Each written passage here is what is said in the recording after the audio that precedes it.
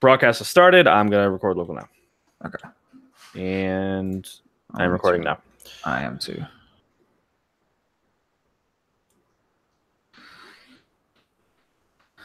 Three, two, one. 3, 2, 1.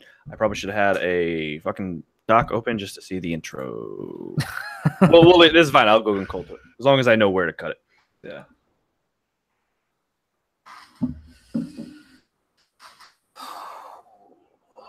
All right. 3, 2, 1. Hello there. Welcome to episode 10 of Hello There, a Star Wars podcast, your weekly show for all things Star Wars. My name is Anthony Palm. With me, as always, my good friend Nate Hicks. Hello there. So we're going to do a little bit different of an episode this week. There's not a whole lot organized that we have. So we're just kind of we're going to roll from the hip.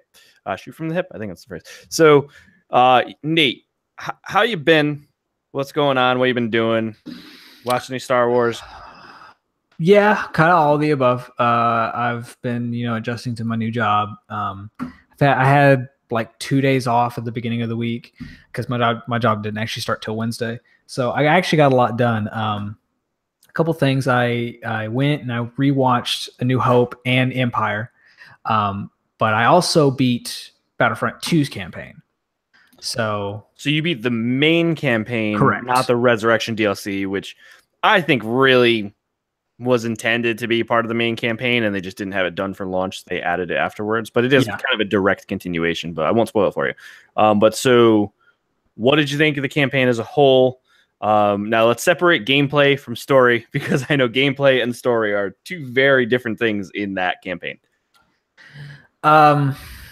I mean, just from the campaign as a whole, you can tell that there was honestly some heavy-handedness with the creation of the single player. I mean, it's clear as day. Like especially in gameplay because you have the hero missions, but also with like, for example, there's one mission where you're going to Naboo. And when the cutscene starts, like you as Iden are talking to Leia. And you're like, okay, cool. But then you immediately start playing as Princess Leia. And I'm like, Iden is literally right there. If this is Iden's story, why wouldn't I be playing as Iden? Yeah, that's definitely like a through line through the game is why am I doing all these hero missions when there is also arcade mode? It felt like arcade mode missions, but in the actual main campaign. So that's definitely something they addressed with the Resurrection DLC. I think it's 3 chapters and all 3 are you play as Iden. Okay, good. But the hero missions, they're kind of they range from so-so to kind of bad. But what do you think about the story itself? The story itself is cool. I mean, it fits. Like everything about it fits. Like just looking at the story alone, this seems like a totally plausible thing that exists in between Return of the Jedi and The Force Awakens. I mean, I believe every single bit of it. It doesn't feel. There's nothing that really contradicts anything, and that's what I like about it. But the problem that I had, and it's not really a big problem, but it's, let's say my small criticism of it, is that it just didn't really change anything that we didn't already know, It's cool that we got another story in that universe, and that's why I appreciate it, but it also didn't really, like, there wasn't any, oh my God, like mind-blowing moments of like, oh, this is actually related to this person, or, you know what I mean? Yeah. So for most of what I want to talk about, the game's been out since November, so I'm not really going to be worried about spoilers a whole lot. But yeah, this is your spoiler warning. Spoilers for Star Wars Battlefront 2 main campaign, not Resurrection, incoming. Yeah. If you haven't played the game yet, you can pause here, skip ahead maybe 5 minutes. I doubt maybe 10, and see where we're at. But if you haven't played it, it's been out for a while, so I'm sorry, but yeah, just skip ahead. But yeah, go ahead. Easily the best part about this single player campaign is the ending. That ending is so cool. I found that so cool whenever you are playing as Kylo, like decades later. Oh, the ending. Yeah. I thought you meant like the final mission. I really enjoyed the Battle of Jakku as well, but yeah, continue about the Kylo thing. The Kylo thing was super cool because it doesn't answer a question that we've asked before. Answered a question we didn't know we wanted to ask. Yeah. but it's just like, first of all, gameplay wise, it was cool how it goes from, him. It's cool to actually visually see possibly what Kylo's doing when he goes to manipulate somebody using his force interrogation. Right. So specifically what we're talking about is there's a flash forwards in the timeline, obviously, because Kylo Ren isn't born yet, I don't think, during the majority of the game. Born 2 years after the Battle of Endor. But when was the Battle of Jakku? A year after? Yes, because we're getting in the weeds. We're getting in the weeds. So you play as Kylo and Del Meeko, who's one of the supporting characters of the game. Kylo is interrogating him, and he does that kind of same like force manipulation where he kind of like puts his hand up to his head, and it's the same thing we saw him do to Poe Dameron in the beginning of Force Awakens, and tried to do Rey. Correct. And so you're right. That's awesome that we kind of visualize what he's doing by playing as him. Yeah, and the thing I thought was so cool was his immediate question of like, what, where did Lord Santeca go? And it's like, okay, cool. So maybe moments before he showed up to interrogate Del, they met on, is it Paleo, the planet? Yeah, I think it's been a while since I played the game. That sounds so. Maybe right. Del made the transaction with Lord Santeca for the map to Skywalker. And then, like, when Kylo got there, he was wanting to know where he went. Now, this was the same planet that Luke's mission earlier in the game took place on, correct? Correct. Where they found the Emperor's kind of like storeroom with all his like artifacts and stuff. So we can kind of extrapolate a little bit, and I feel like no one's really talked about this. We can kind of extrapolate that maybe the map to Skywalker was in that vault. And maybe that's where Del got it. And then gave it to Lord Santeca. Maybe. I mean, that's total speculation, but maybe. See, I don't know about that, because are you talking about that he found it whenever him and Luke went there? Because at that time period, why would there be a map to... Well, why would Del be there at that time? Because Del was there on his own, because he brought the... Well, I think he met Lord Santeca there and traded the map. I don't think he got the map from his vault, because he would have had to use the Force to get into the vault. That's true. That's what I'm saying. I think. So, but I just don't understand why they would be there in the first place. Then, I mean, for the game, maybe they just didn't want to make a new planet. For the game, it would make sense because that's where he met Luke. So maybe that would make sense. Let's make the transaction here, because this is what, like, as far as like writing goes, like that. Or it was just like an off the beaten path planet that he was hoping no one would catch him at. Yeah.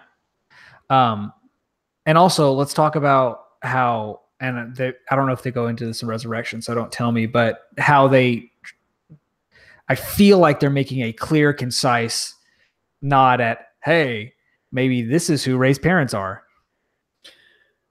I know that was talked about when the game came out, but like, I was like, okay, well, okay, we'll skip it. We'll skip it if it's gonna.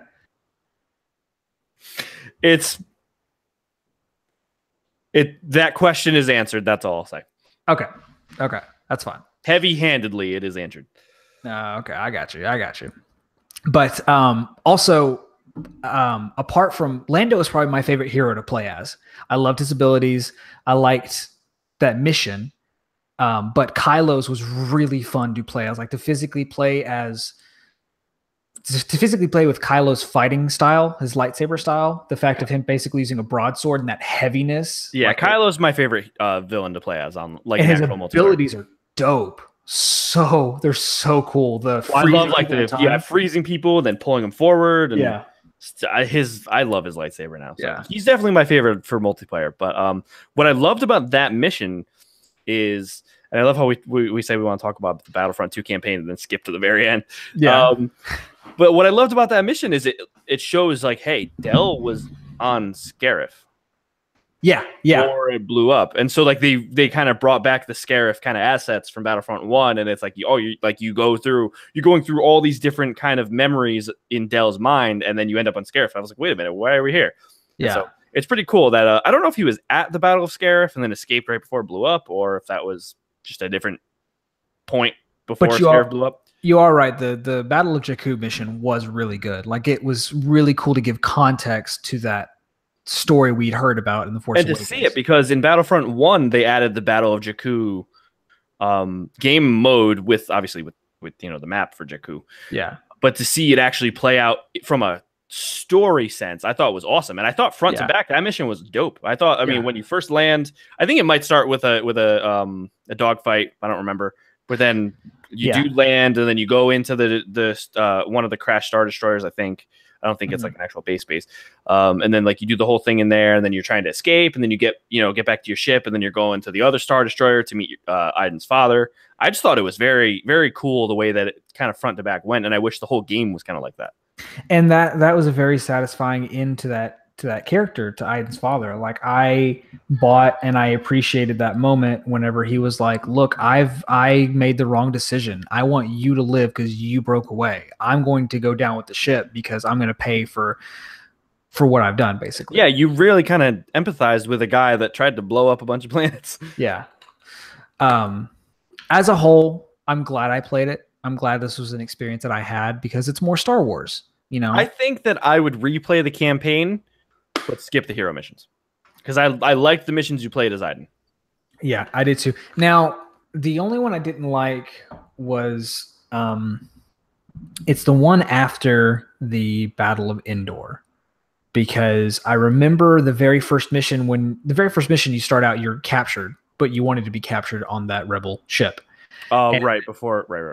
And then after that, after the Battle of Endor mission, you basically kind of do the same thing. You have a space battle, you have a dogfight, and then you go into another rebel ship, and like the layout is very corridor similar to the last ship you were in. So I didn't care for that, but that's really the only Iden mission that I didn't like. I didn't mind the beginning of that mission. It was kind of stealthy, where you had to use the droid to kind of go through the different little vents and stuff. I like that. The first one I liked. I'm talking about the second one because it played exactly the way the first one did. Right. Like it was just kind of unnecessary. Yeah. Yeah. Yeah, that's fair. But I really like, I don't remember the planet of it. Sorry, I don't remember the planet, but it was the one where it's kind of like, and you're already with the rebels at this point. Spoilers again, I guess. But you're with the rebels, and it's kind of that Coruscant looking kind of planet. It's like a very dark, like it looks like a nighttime, very kind of industrial looking planet. Are you with Del? Yes. I'm pretty sure it's Bespin. Were you going to capture Hask? I don't think it's Bespin. Because it was a cloud. It was no, Bespin. It may not have been Bespin, but it was another like Cloud City installation. You know, are you talking about the one where you start out in the X-Wings and you're flying through and you're having that conversation with Del? Is it the mission where you have to go capture Hask? I'm going to look up the missions right now. I think it is let's see. The Storm, maybe? Yeah, it's the mission. The Storm takes place on Vardos. Oh, the one when you're trying to stop.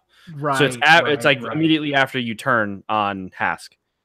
And so you're trying to stop Vardos from being like glassed, basically. Right. Yeah.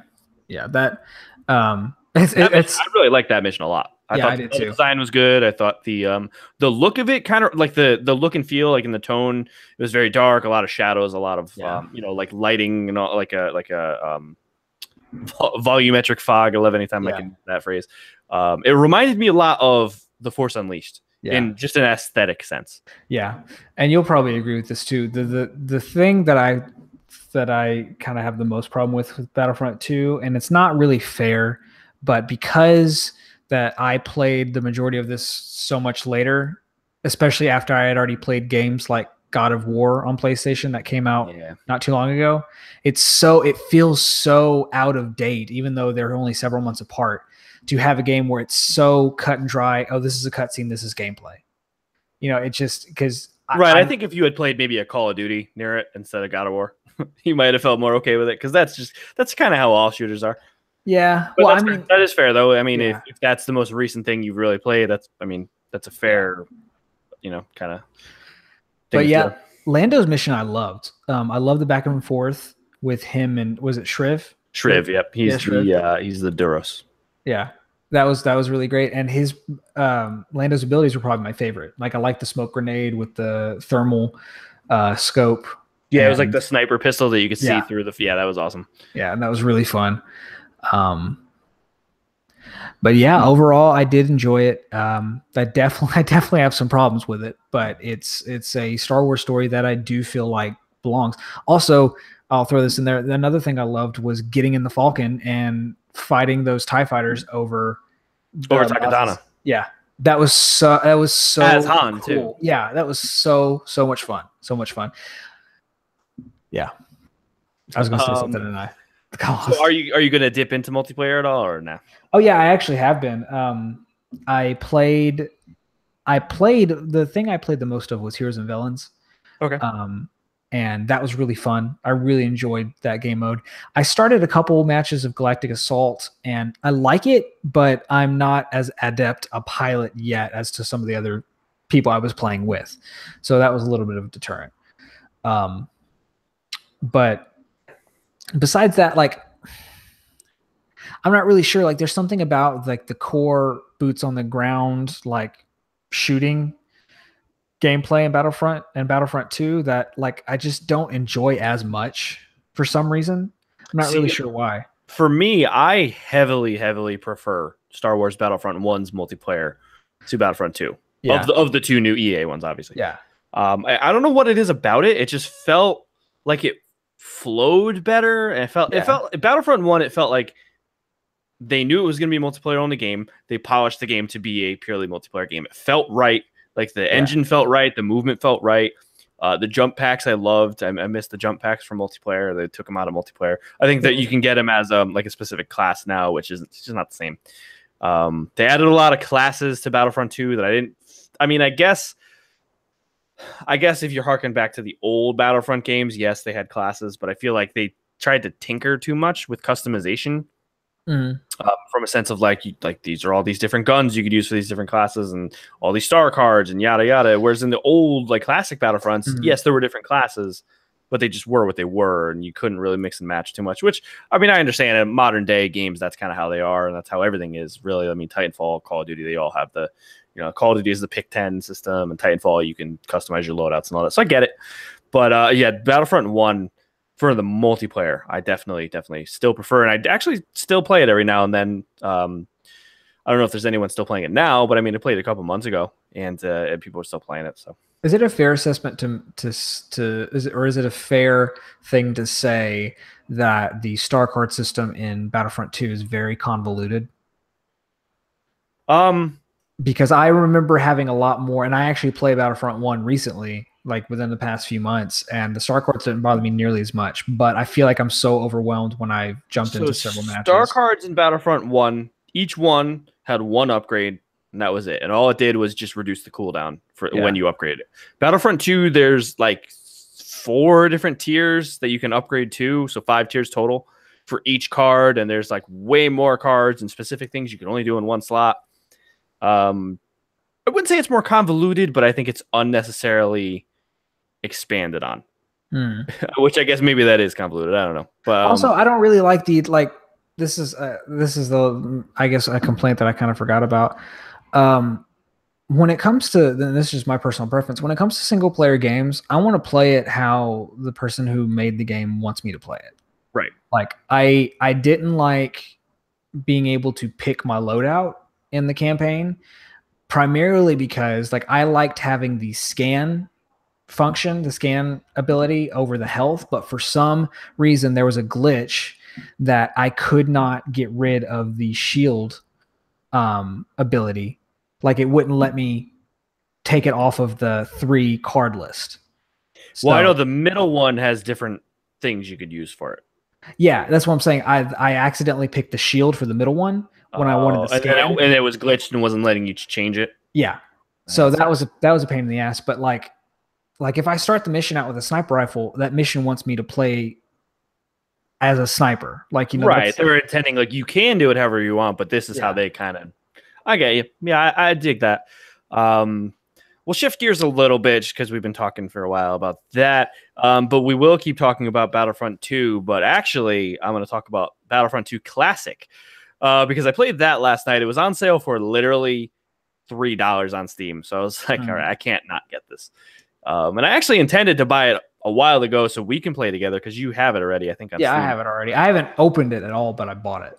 Yeah, so it's awesome. It's like, obviously it looks like an old game. Like the graphics are not good because it's old, but it runs at like 60 frames, maybe more on my PC.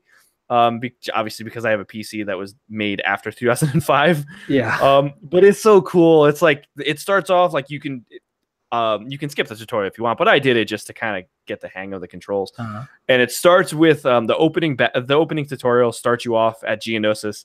And it's kind of like the monologue of like a clone trooper on their first day in real war, and like he's like it is. I don't know if it is Tamara Morrison, but it sounds like Tamara Morrison. I think it probably is because I remember him doing the voice for basically every clone trooper back then. Yeah, and I think he did it for Star Wars Bounty Hunter too, which was around the same time. He did. Yeah, I can confirm that one. He did. So that it might be him. They might have just like while they had him in sessions for Bounty Hunter, maybe they're also like, hey, just do a couple extra lines for us for Battlefront. Yeah. But it's really cool. It's like he's talking to you on the comms, like while you're doing. It's a training mission, obviously. So it's like go play as this class, go kill this many things, then go switch to this class, change to the sniper, snipe 3 things. Oh, change to the engineer, kill 3 robots. You know what I mean? So it's kind of paint by numbers, but it's fun and it plays really surprisingly well. Like it holds up surprisingly well on PC.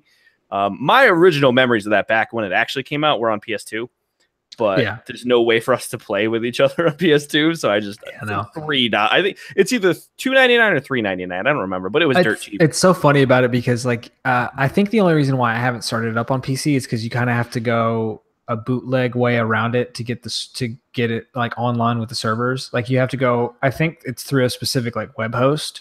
Oh no, I think they updated it recently where it's just the servers are back on. Oh, okay. When I went to go online and there was a bunch of just like playlists I could join. It wasn't really populated a lot, but I mean there were servers you could join. So that may have changed recently. Okay. That's cool.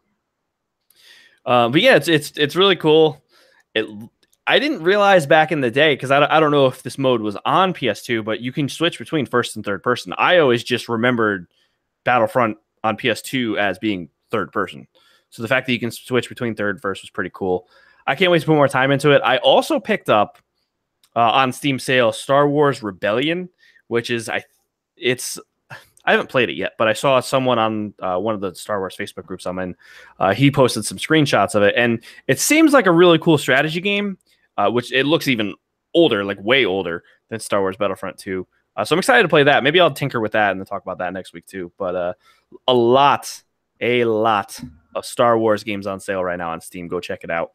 If you're interested in anything on Steam, they are all on sale. It's their summer sale for Steam. So if you're a gamer, you know what I'm talking about. But if you're not a gamer and you want to play some Star Wars stuff, now is the time to go grab some Star Wars goodies on Steam. Yeah. I unfortunately have absolutely no money right now because I don't get my first check until like July 6th. So that's about from the time we're recording. That's a couple weeks from now. Also, Steam summer sales aren't fun for me anymore because I've literally bought every game I wanted from Steam summer sales in the past. So I'll still go browse to look because it started, I think it was yesterday or today. And I went to look. I was like, have that game, have that game, have that game. Oh, cool. It's $5. Have that game. Yeah. See, for me, it's like, I see a bunch of stuff. It's like $2, $3, $4 each. And I'm like, I want to buy all this stuff, but it's the classic. I have 5 trillion games in my Steam library that I don't touch because I bought them all for $2 each. Yeah. So my birthday is tomorrow, as of the day we're recording this. And so maybe I might pick up a couple things with like, if I get some cash for my birthday, I might go buy a Steam card.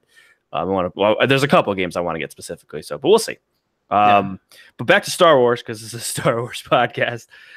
So you did rewatch A New Hope and majority of The Empire Strikes Back this past week. Is there anything you wanted to talk about with that? So I have a really interesting thing with the original trilogy where the last time I watched the original trilogy was 2015 before The Force Awakens came out, because I was showing my wife all the saga movies. Right. And even still, and like I can't tell you the last time I had watched. It was probably like maybe 2008, the last time I watched an original trilogy movie before that. But even to this day now, because I have seen the original trilogy majoritively as a child. Every time I watch it as an adult, it's like I'm watching it for the first time. Like I know what's going to happen, but I'm looking at it through a different lens than I have before. You know, like primarily for me through a filmmaking side, I can see things, you know, like for example, I was finishing up Empire today, and the scene where they're flying out of the what's the worm, the asteroid worm. What's the specific name for it? I think it has a specific name. It does have a specific name for it. I'm mad that I don't remember it. I will look it up. Continue. So that scene where you see the Falcon flying out and then it coming out of the rock, like I can totally tell it's a hand puppet, you know, just like as an adult. But you know, it's stuff like that. I try not to let it break. But the thing that I noticed was, and now it is an Exogorth. Exogorth. EXOGORF. Or GORTH. Now I understand, like, don't, before you yell at me, I understand, you know, time it came out, budget for whatever. It's just so interesting to me, the night and day difference between A New Hope and Empire. Like I'd always kind of had A New Hope just a little bit below Empire, but having rewatched them this past week, like A New Hope almost really doesn't even go far on my list. See, it's interesting you say that, because I think A New Hope actually holds up really good. Like I was really surprised how well A New Hope actually holds up. I mean, it holds up fine, but I feel like Empire holds up a lot better.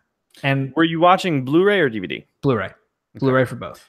See, I don't know what, I mean, obviously A New Hope looks better. It was made with better technology and a way, way, way bigger budget. Empire. Empire, yes. But A New Hope, I feel, and I'm sorry if anyone can hear the fireworks going on outside my apartment, even though it's not 4th of July yet. A New Hope, I feel like there's not really many things that stick out to me, you know? For me personally, I think it's the cinematography that I like better. I like the cinematography in A New Hope a lot. Or sorry, okay, in Empire a lot better. So you're not talking the effects then? You're talking just like the quality of the movie. Yeah, I thought you were saying like the visuals. The effects I completely understand. Like budget and otherwise it's different, but like I noticed that George has a specific style in his filmmaking, how his shots are really close up.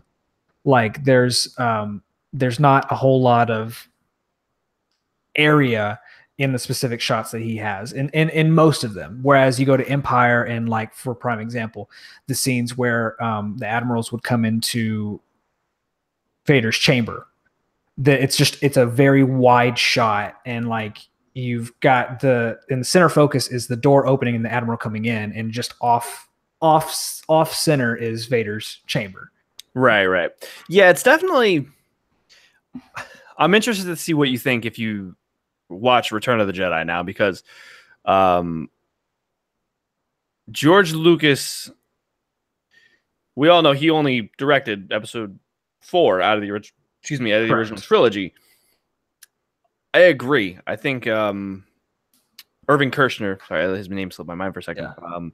Kershner, he kind of just did what he wanted, I think, and I think it worked out to the benefit of the franchise. But yeah, it was kind of drastically different from a filmmaking sense. I thought when you said as far as them holding them, I thought you meant like the VFX and the special effects and stuff like that. That's what I thought you were talking about. So I give that a pass, because I understand that they made. I think that A New Hope really still holds up very well for special effects. They do. I mean, the Jawas, like, yeah, you can kind of tell it's just a little bulb inside of a hood, but I think they look okay. I think the Sandcrawler still looks fantastic. I think that the droids, especially C-3PO and R2-D2, the only things that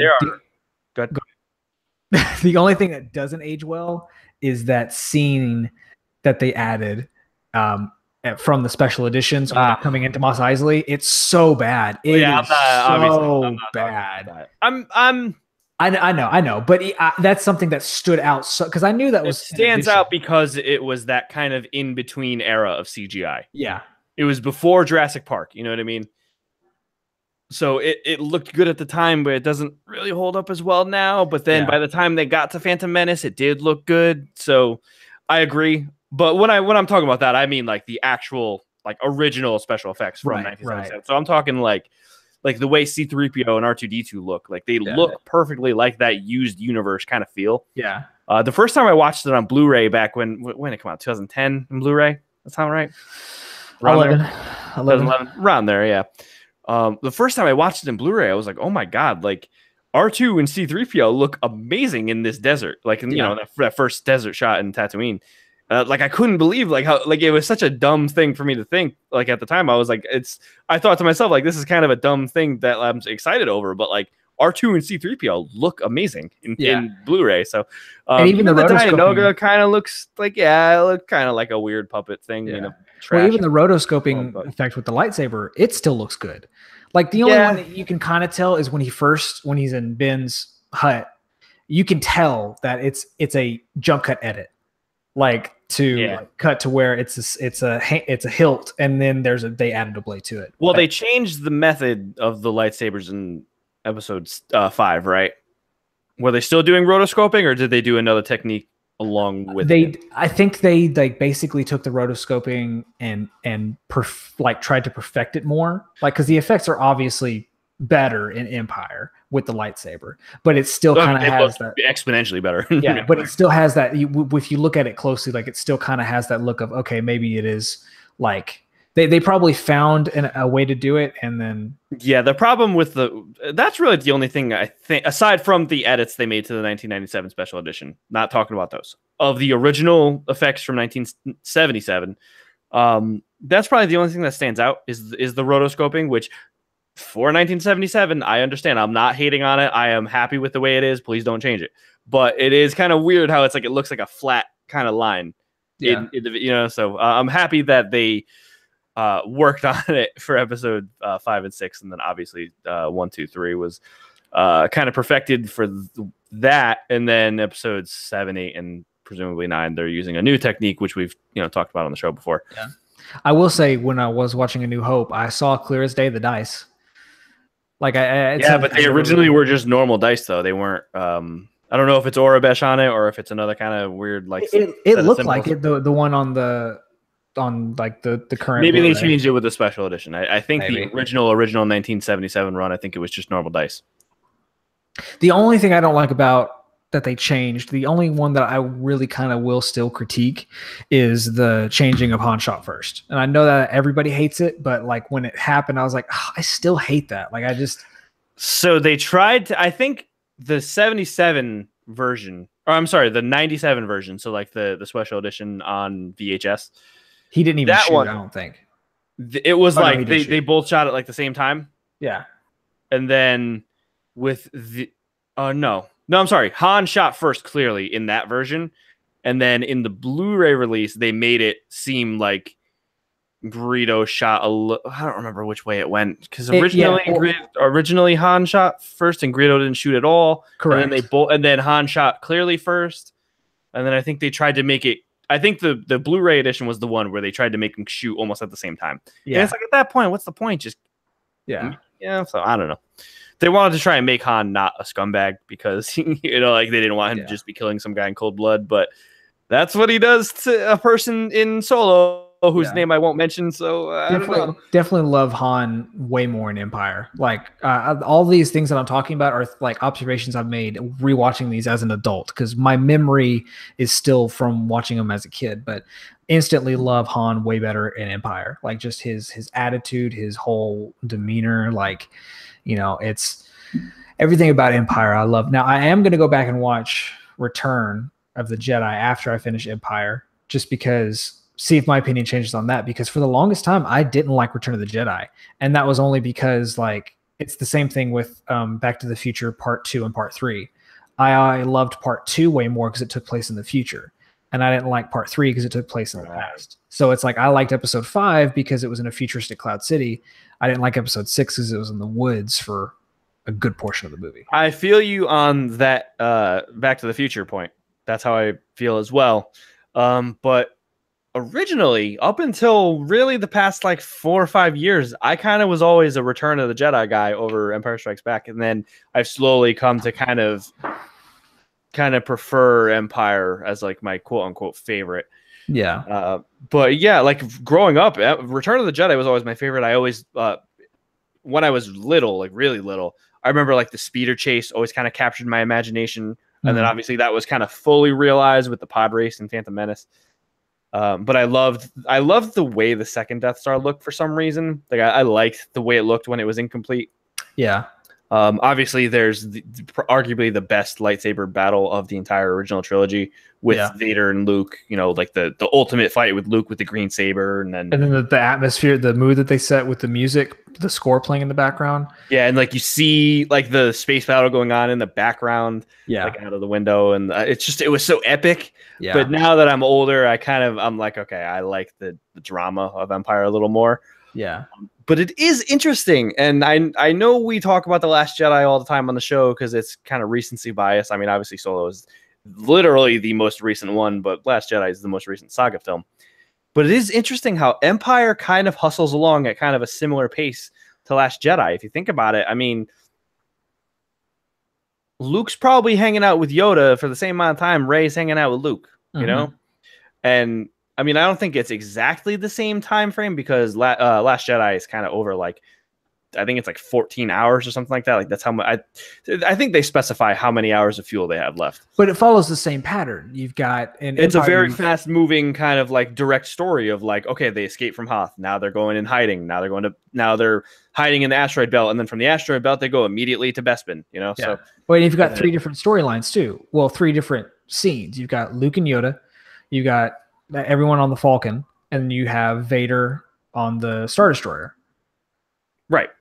So it's this, you know, there is a lot of parallels that you can draw with The Last Jedi as well. So I'm interested to see you or to talk to you next week about Return of the Jedi, because I do feel like The Last Jedi is kind of a hybrid between, because everyone assumed like Force Awakens is almost a carbon copy of A New Hope. So The Last Jedi is going to be exactly the same as Empire. I feel like Last Jedi is a hybrid between Empire and Jedi, because like the throne scene with Snoke, and obviously we're spoiling Last Jedi right now. We're sorry if you haven't seen it yet, go watch it.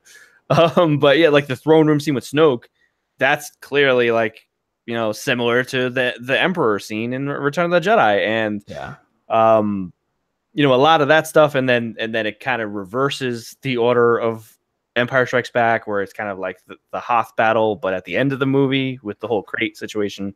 Yeah. But it takes a lot from Return of the Jedi as well, I feel like.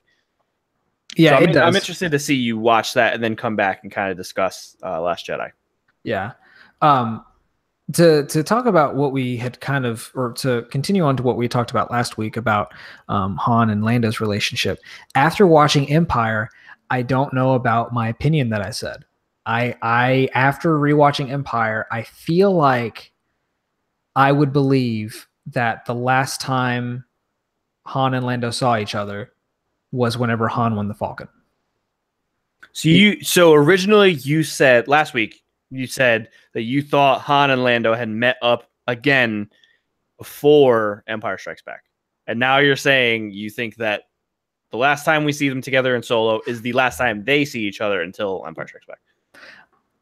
Basically, yeah. I think there's a chance that they may have saw each other maybe one more time between that time. But they didn't have they didn't grow their relationship with each other. Yeah, no, I don't think so. I think like it seems kind of pretty clear with their demeanor, the acting, the performing. Like it's after watching Solo, I could believe that they hadn't seen each other in that amount of time. So you think when Lando says after what you pulled, you think that's talking about the Kessel Run? Either that and basically destroying the Falcon? Yeah. I'm sorry, spoilers for Solo, sort of. We know they were gonna go on the Kessel Run. No one's going to watch this movie anyways. Go watch Solo in theaters before it's gone, please. It's a good movie. Yeah. So, kind of segueing off of that, I actually want to ask you a question. Do you? Okay, so I'm about to talk about there was one bit of news that Disney is putting on hold their Star Wars story films. So we don't know what's going to happen with the ones that have been kind of announced. Not really. It was leaked that a Kenobi movie was in development and a semi kind of not really announced Boba Fett film. Yeah. So we don't know what's going on with those because those haven't officially been announced. But I personally think, before I ask you this question, I personally think that it's a business decision, because they have seen kind of a loss on their return with probably Last Jedi, but for sure Solo. My question for you is, I don't think they saw a loss on the return at all with Last Jedi. I think Last Jedi, it didn't make as much as Force Awakens, but it still made a lot of money. Well, yeah, that's why I said kind of with Last Jedi. I think it was more of like a critical, like splitting the line. Okay, so just to be clear, there also was a report on ABC go.news.com or some stupid, I don't know what the name of I don't know what the URL was, but there was a report I sent you earlier today claiming that that's false, and that claiming that there's still multiple Star Wars movies in development. So take it with a grain of salt. I think if it's coming from ABC is owned by Disney. Mm-hmm. If ABC is saying it, I would take them more seriously than Collider, I think might have been the one that leaked. Well, my question is, if this is true, do you think that this is a business decision, or do you think that people, quote unquote, boycotting Solo is what caused this? I think it's a matter of if it's true, which I don't think it's true. I think they're still working on Kenobi. They better be working on Kenobi. That's all I know. Right. But I think they're at least working on treatments for the Kenobi and Boba Fett films. Whether or not they're actually going to start production anytime soon, I don't know. But I definitely think they're working on treatments for those movies. But hypothetically, and this is the last time I really want to talk about it, because, again, this isn't really a news show. I think if it's true that they're halting production on the additional movies, I think it's just because Solo just didn't do well at the box office. I don't think it has anything to do with the reviews or with anything anyone's saying online about, like, there's some nonsense about people wanting to remake The Last Jedi, which we're not going to bring up on the show because I don't want to give that the daylight. Not at all. The time of day, I guess, would be the right phrase. But I think it's more just Solo. If it's true that they're halting the other productions, I think it's just there's them saying maybe Star Wars is oversaturated. Let's step back. Let's focus on episode 9, make sure that's a hit first, and then worry about anything after that. And I don't think it would mean they're canceled. I think it just means, hey, let's shut up and just focus on episode 9. Make this the finale that they deserve. Yeah. And then we'll go from there. I think if it's true that that's what they're doing, that's the reasoning behind it. Well, see, me personally, like, I kind of hope it's true, because don't get me wrong, we all love Star Wars. But I would much rather them focus on making big, maybe 1 at 2 at the most, quality movies, instead of trying to churn out a Star Wars movie year after year after year. I agree. But in saying that I agree, I also want to give credit, and I said it last week as well. I want to give a very large amount of credit to Ron Howard and his team for hitting that original date, because, my God, this movie should not have been as good as it was, considering all the production issues and how fast they turned around the reshoots and everything. And it hit the original date, and it feels like a complete movie. Yeah, you know what I mean? Like, there's not really many scenes that don't feel like they belong. Which I thought I thought it was going to feel like 2 separate movies, kind of like there's another movie that kind of felt like that recently. Dawn of Justice, not Dawn of Justice, the other one, Justice League. And this movie did not feel like that at all. It feels like a complete movie, so I cannot give Ron Howard and his team enough credit. Yeah. But so that being fantastic movie. Said, I'm kind of with you. I just feel like, not that I don't love getting a Star Wars movie every year, but it would be nice to kind of build up that hype for 2 or 3 years. You know what I mean? Like with the prequels, it was every 3 years. You know, it was 99, 2002, 2005. So it built up. And with this, it's always, we couldn't even really talk about Last Jedi. I mean, us specifically, obviously people online talk about Last Jedi, but for us, it's like we didn't even really get as long to talk about Last Jedi as we did with Force Awakens, because then Solo's out, and now we're talking about Solo. Yeah. Well, it's like, I don't need the Marvel treatment with Star Wars. Like, I can live with the 2 to 3 year cycle. Like, and I'd be totally fine with that, because that also works out in their favor if they do that, because you can have your big set pieces. You can have your big, like, tentpole movies, and then while you're waiting for those to come out, sprinkle out the TV content, sprinkle out the animated content. Well, that makes less money. Yeah, from a business sense, that makes less money. That's I get why they did it until they couldn't do it. You know what I mean? Like they did it until the sales said they can't do it. Again, that's saying if this is true that they halted production. Yeah, I got you there. Yeah, so is there anything that you want to talk about with the original trilogy? Because I think I want to touch on Phantom Menace a little bit, because that's what I kind of watched this past week. Go ahead and go Phantom Menace, because I'll talk more about it next week when I watch Jedi. Okay, yeah, let's put a pin in that. I want to revisit. So you're gonna watch Return of the Jedi. I'm gonna try to watch the original trilogy. I probably won't get through it because my life is just in turmoil all the time, and I just don't have time to do anything. But I do want to try and watch the original trilogy. Yeah. But I do want to kind of compare The Last Jedi to both Empire and Jedi, because I do feel like it kind of has an homage to both movies. Yeah. But I did watch most of Phantom Menace this past week. Obviously, I know what happens at the end, so you don't need to worry about spoiling it for me. That's a joke, by the way. We're talking about Phantom Menace. So yeah, I just love every time they go to Otoh Gunga. It's just so cool. It's so mysterious. It's so the music, the score, and the music and the way that it looks with the it's kind of like the bubble looking kind of structures, and it looks kind of like it reminds me almost of like anytime you see like a submarine deep sea diving, like going down to like the ocean floor. Yeah. And you kind of see like stuff kind of sparkling, but you don't know what it is. And it kind of gives you that kind of vibe. And then obviously you get into Otoh Gunga, and then it turns into a comedy, which is fine. But like just looking at it though, yeah, Boss Nass. I love Boss Nass, man. I'm sorry. I have no. Did I ever tell you about the Boss Nass inside joke I had with myself? No. And no one ever caught it. So okay, so you and I are in a Facebook group together. I'm not active anymore in it. I muted it. I couldn't really deal with the people in it anymore. Yeah. But you're still in it. But for a while, I had got kind of fed up with the negativity in this group that will go unnamed for the purposes of this anecdote. A lot of people were negative, and a lot of people would make polls about just kind of like stupid stuff. And if they let you add an option, I would always just put I would put Boss Ruger Nass, leader of the High Council of Otoh Gunga. No matter what it was, no matter what the question was or had to do with or anything, that's what I would put. And I would put it for every single poll I saw for like 3 months straight. And I don't know if anyone else ever noticed, but it was like my own little personal joke of like, this is a stupid poll. These people are being negative for no reason. I'm just gonna put Boss Nass in it. So, I don't know. It was one of those things where I'm sitting there and I'm like, do I vote on this? It doesn't mean anything really. I don't really care. What's something I could put in that's kind of like a dumb kind of option, because everyone else is putting dumb options.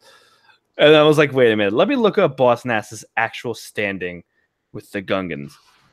So I just copy and pasted Boss Ruger Nass. And I was like, I didn't even know he had a first name at that point. Well, see, that's the thing about the Phantom Menace is the last time I saw Phantom Menace was the same time, 2015. But I actually have more of a memory, like an adult memory of it, because I remember being like surprised at how political episode 1 was, and I never caught that as a kid. But episode 1 really, really is a good film. Like, it's a really good film. Like, I actually enjoy the political nature of it. Let's be honest. People don't like Phantom Menace because of the midichlorians. If it wasn't for the midichlorians, and sure, Rick Ollie is kind of not great. That's fine. Like, Rick Ollie is not a main character. So if you want to be mad at Rick Ollie, that's fine. Power's back. I think it has a lot to do with the midichlorians, but I also think it's the same thing with The Last Jedi. You think it had to do with that little droid did it. By the way, to anyone listening, this is on YouTube this week, because the last 2 we had issues where I had to edit it out, but we're good right now as far as editing issues. So this one's gonna go up on YouTube if you want to watch it and see me do impressions of Rick Ollie. But honestly, I think it has a lot to do with the same situation with The Last Jedi, because people waited close to 10 years for Phantom Menace to come out, and it wasn't what they wanted or wasn't what they expected. Right, and with The Last Jedi, it kind of had the buffer of Force Awakens is kind of what you wanted, but not exactly what you wanted, but it was close enough where you can kind of get over it. Yeah. And then Last Jedi wasn't the continuation they wanted. So yeah. Yeah, I mean, you and I, we're both clearly on record about, clearly enjoying the prequels, and I don't shy away from that at all. If anyone wants to have a civil discussion about the prequels and why you don't like them, I'm open to that. But if you're just going to tell me, oh, the prequels are bad, you're not a real Star Wars, please don't. Please don't. Just don't. Yeah. No. But yeah, I mean, dude, I love Phantom Menace. It's so cool. I mean, the opening segment is just so awesome with Qui-Gon and Obi-Wan. And they're kind of like back and forth. I love their back and forth in the beginning of the movie where they're kind of like, and I think I might have mentioned this last week, or I might have said it to someone in person. But when Obi-Wan is talking about, I think I did talk about it last week when I was talking about the midichlorians. When Qui-Gon is like, keep your attention to the here and now. And Obi-Wan's like, well, Yoda told me to do this. And Qui-Gon's like, but I'm telling you to do this. It was last week we talked about it because I remember talking about the Duel of the Fates and what would have happened if Qui-Gon lived. I just love the back and forth, and I love the chemistry that Qui-Gon and Obi-Wan had. And obviously it's a bummer that, Qui-Gon met his noble end. Yeah. But I love Liam Neeson is just so unnecessarily good in this freaking movie. He really is. I mean, it's one of those things too, like we talked about in the 97 special editions for the original trilogy, like it was in that in-between phase of CGI. But like you want to talk about, for the most part, almost all the CGI and the prequels still hold up, like especially on Blu-ray. Now there's some green screen stuff specifically in Attack of the Clones. Oh yeah. I don't think holds up. I actually believe, and this is it was kind of interesting to me when I got the Blu-ray releases. I believe the original trilogy holds up better in Blu-ray than the prequels do because of the fact that everything was practical. There wasn't really any. There was no CGI except for what they added afterwards. I don't want to talk about the size noodles scene in Return of the Jedi. That is the one addition to the special editions that I will say is an absolute abomination. Like everything else, keep everything else. Keep all the dewbacks, keep all that stuff. Fine, whatever, George. That's your vision. The size noodles thing, I'm sorry, man. I cringed when I showed that to Chelsea. I was like, oh my god, so bad. It's so bad. But again, I don't want to be negative. But the original trilogy, they hold up so much better on Blu-ray. The prequels, actually, I'm mad. I sold my prequel DVDs when I got the Blu-ray set. I should have kept them. I wonder if the place I sold them to, because I sold them to like a local game, like a used game shop, and they have DVDs there. I should see if they still have it. The DVDs for the prequels, I think, actually hold up better than the Blu-ray because it's not as clear. So because the resolution wasn't so high back then for I think they only shot on. You would know better than me. You're an actual film, guy. I don't really know anything about film aside from like the YouTube crap I edit.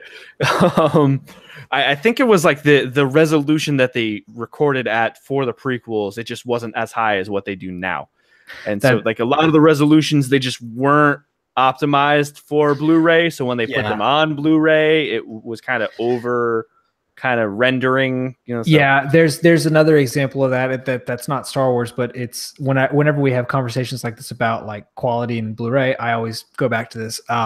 Did you see the first Kick-Ass? Yes. Did you see it time ago, but yes. Where did you see it? Theater, DVD, or Blu-ray? Oh my god, probably DVD. Okay. The scene where like the last scene of the movie where him and Hit Girl are in the jetpack like flying away in the city. Vaguely remember it again. Saw it a long time ago. Yeah. Okay. Well, there's a scene where they're leaving this place in a jetpack, and I saw it on Blu-ray. I saw it in the theater, and I saw it on Blu-ray. In the theater, I remember the scene being a lot better. On Blu-ray, because of they shot it at a high quality, but for some reason that effect just didn't translate onto Blu-ray, and it just looks so fake. Like on Blu-ray, it's like noticeably fake. Like it was optimized for like a 600p. resolution or something like it. Like it was more than 480, but it wasn't quite like 1080p resolution.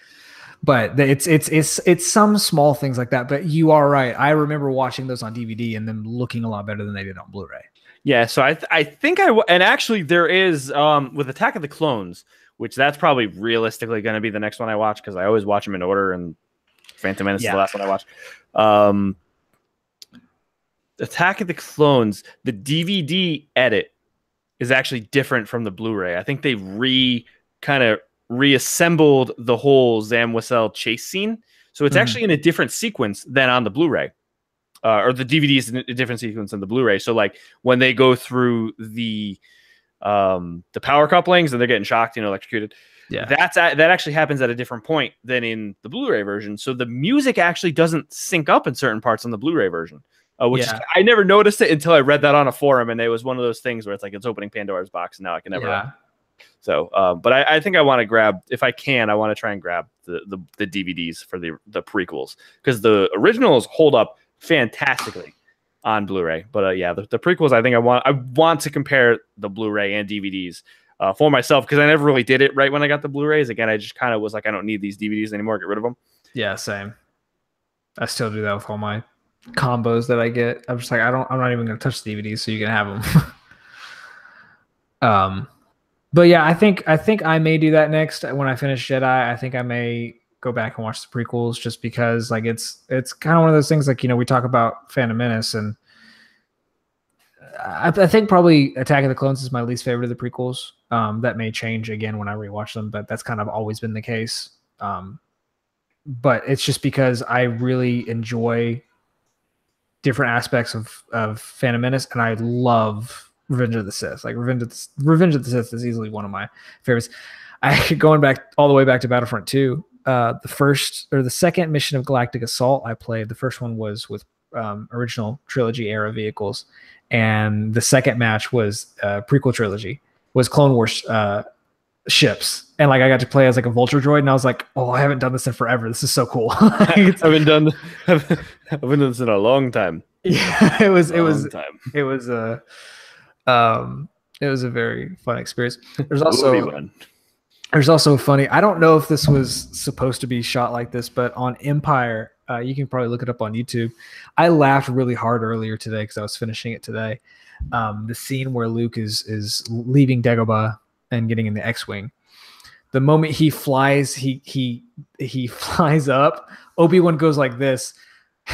He puts his hands in the air, and his eyes, he's just like he goes like that, and I think he was saying a serious line, but it looks like he was like, this kid, like it's just the way it's shot is really funny. I got a real big chuckle. So that was in the Falcon? No, this is in Empire, when Luke is leaving Dagobah. And when he says like that boy was our last hope or something. But he goes like, and like rolls his eyes back when he does that. It's just really funny. I'm sure I've noticed it, but I don't know if I've ever processed it like that. Yeah, so I gotta go watch that. That's funny. Also, I gotta talk about, I love Frank Oz. Like that Yoda. He's timeless, man. He's so timeless. That Yoda's so good. The way it transitions from like from him joking, like being the little like deviant or whatever, and to him just going, my home dishes. Oh, dude! While I was watching it, there's so many snakes on that set. I was just like, dude, I couldn't do it. Like when he takes one out of the engine of the X-Wing, and I'm like, I can't do it. I would have just left the X-Wing there because I couldn't do it. Oh man.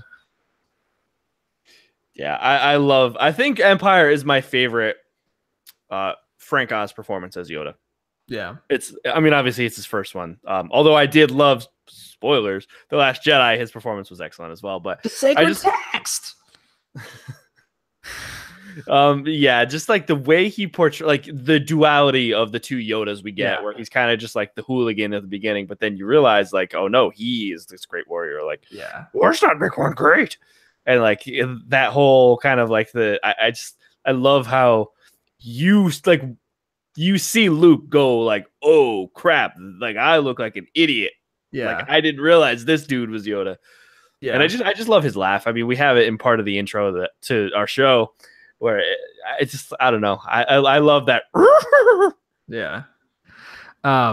It's something very interesting too that always catches me off guard when I rewatch Empire. That the dialogue like isn't consistently Yoda speaking backwards. Like there's several times in the dialogue in those scenes where Yoda just speaks in a normal sentence. And like I can't remember him doing that at all in the prequels. Like I don't think he ever. Yeah, the prequels were kind of ham-fisted. Like he talks backwards, so we have to make every single line he says backwards. Yeah. Whereas, yeah, you're definitely right. I don't remember any off the top of my head, but I do recall some kind of some normal tense sentences in Empire. Yeah. But Is why you fail. That one's not backwards. yeah, I don't know how fail. That is why. I guess what you could say. I don't know. It's also weird to go back and look at the original Chewbacca costume, like from A New Hope and Empire, how skinny his arms are. Like it's like everything else is fully covered in hair, and then his arms are really like hairless.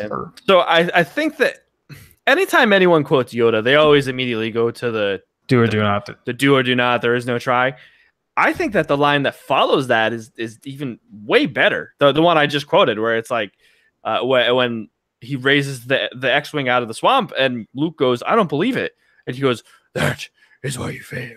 Like that's the best line. Like, why is everyone quoting the other line? Yeah, like, that's the best one. Like that it's the most meaningful. Yeah, I definitely agree with that. So yeah, we're hitting about an hour now. I guess we'll call it a wrap. I kind of liked the way we did the show this week. I don't know, maybe we'll go a little more structured next week if we have anything. But I just didn't really want to force kind of a structure to the episode if we didn't really have one. So honestly, I think I kind of like this because that's kind of why me and you started this podcast, is so we can just talk candidly about Star Wars and just kind of express our thoughts, you know. So I'm with you. Maybe we'll try it like this again. Maybe we'll go back to how we've had it. But like this seems just a lot more like, I like the conversational. Yeah, I definitely thought it was more fun just kind of just talking, because that's like you said, we really started the show just to talk about Star Wars with each other. Yeah, and I think that this episode might be the most fun episode I think we've had recording as far as just purely just talking about the wars. Yeah. But if you're listening at home, write into us. Tell us what you think. Did you prefer this style episode? Do you prefer our more structured episodes? Again, we're not really a news show, so we cover, you know, like current news as we kind of need, but we kind of try to just stay about Star Wars itself as it is. But yeah, let us know. You can write to us at hellotherepodcast@gmail.com, or you can hit us both up on Twitter. I'm at Anthony Palm. Nate is at 6stix17. That's SYCSTIX17.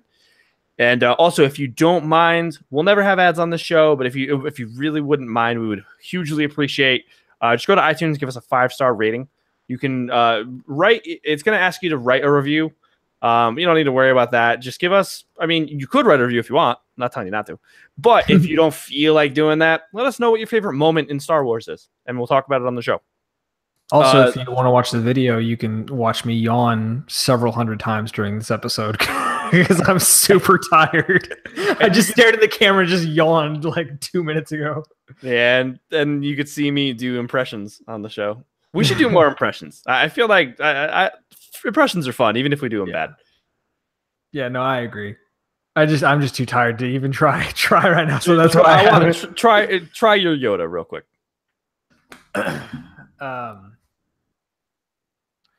Let's see, I always start. Say begun the Clone Wars has. Hold on, let me try the laugh. See, I can't do it. I can't sound like Mr. Ed. Yeah, it did sound like Mr. Ed. You gotta do like, I don't know how to explain it. It's like yeah. See, yeah, it always takes me a second to get warmed up on it. Yeah.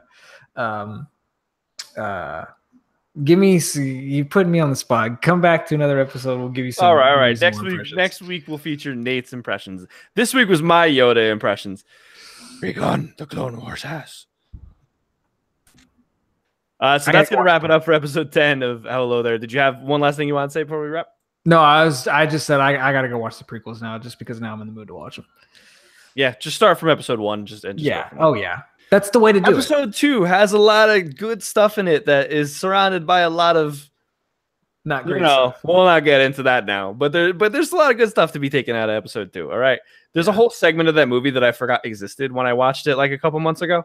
I was watching it and I'm like, wait, when did this whole thing happen in like the Forge area where they're building all the droids? I was like, when was this ever in the movie? Did they add this? Like, oh, I love that scene. I totally forgot about that scene. I was like, wait a minute. And like then once I got to the end of it and like C-3PO's head was on like a droid's body, I was like, okay, now I remember this. Yeah. But for some reason, it just like kind of brain farted out of my mind as I was watching it at that moment. I was like, wait a minute, I don't remember this scene. Yeah. But yeah, there's a lot of good stuff to be taken out of the prequels. A lot of good stuff to be taken out of all of Star Wars if you're open to it. But yeah, so that's going to wrap up. Hello there, episode 10. Hope that you enjoyed the more kind of candid talk. But again, you can write into us and let us know what you think. May the Force be with you. So uncivilized. General Kenobi. General Kenobi. See, your Grievous is way better than mine. Yeah, I love General Grievous, dude. He's my favorite, I think, Clone Wars character. And see, one for